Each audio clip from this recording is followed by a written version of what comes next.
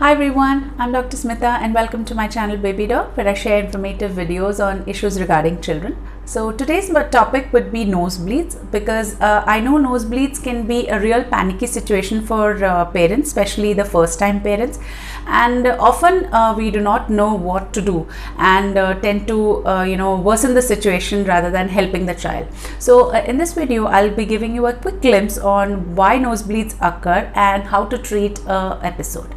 So epistaxis, or as it is medically known as, happen because the small blood vessels inside your nose bleed out, and basically there are two types. One is the anterior one or the posterior one. The anterior ones are the one which are involving the small blood vessels in the front part of your nostrils, which is more common in children, and they are less serious because they involve less blood loss, and they usually are treated with the home remedy, home maneuver that I'll be discussing in the later part of the video. And the posterior ones are the ones which are more common in the adults, and since they involve the larger blood vessels in the back side of your nose, they can be a little serious.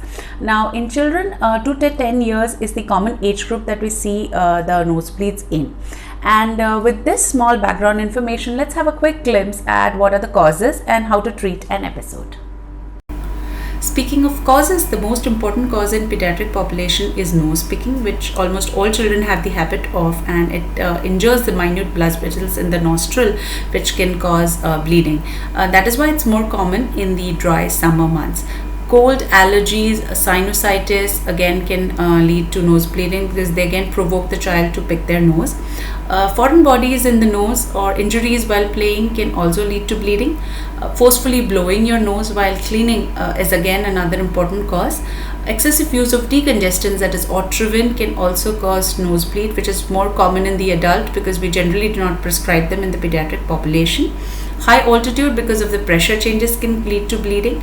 Hypertension again, which is more important to cause in the adults, but surprisingly the incidence of hypertension is increasing in the adolescent population also, so you do need to keep that in mind. And of course there are less common causes like deviated nasal septum or underlying bleeding disorders, certain drugs, and nasal tumors and polyps, which can also lead to nosebleeds. Coming to the main aspect, that is what you should do when such a nosebleed occurs. The first and foremost thing is relax and stay calm. I know it can be very difficult, especially when you see a lot amount of blood, but if you panic, you end up doing more harm than good. So as you can see in the pic, make the child sit upright and lean slightly forward. Please do not make them lay flat or put their head in between their legs, because if you do so, they tend to swallow the blood, and in the younger children it can lead to aspiration also, that is, it can go into the lungs. Now second thing you have to do is take your thumb and index finger and pinch the soft part of the nose against the bony part, and this will compress the blood vessels and make the bleeding stop. You can also use ice packs to aid or speeden up this process, and for older children they can do them themselves. Younger children, you might want to do it for them. This maneuver you have to do it for 5 continuous minutes before checking whether the bleeding has stopped or not.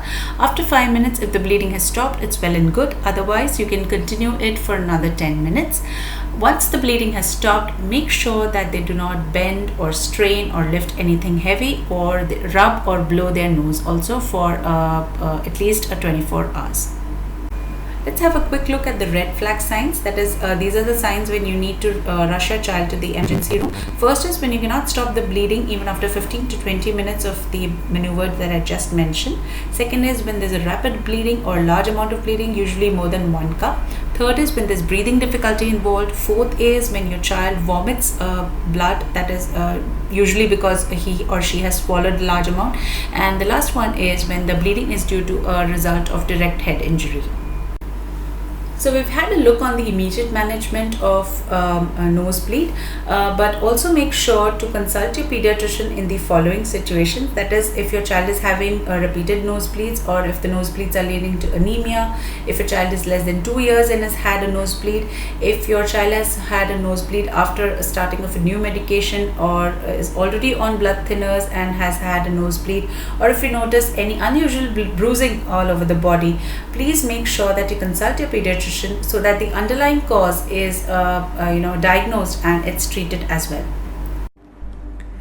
So before I end the video, let me mention that in most of the cases the bleeding does stop with this maneuver, but in certain cases you might need to take the child to the emergency department, and those children might require packing of the nose to stop the bleeding. Now since we've seen that most common cause of nosebleeds in children is nose picking, a small tip that I would like to give you all, that is try applying a little bit of petroleum jelly during the summer months in the nostrils, so that it doesn't get dry and they refrain from picking their nose.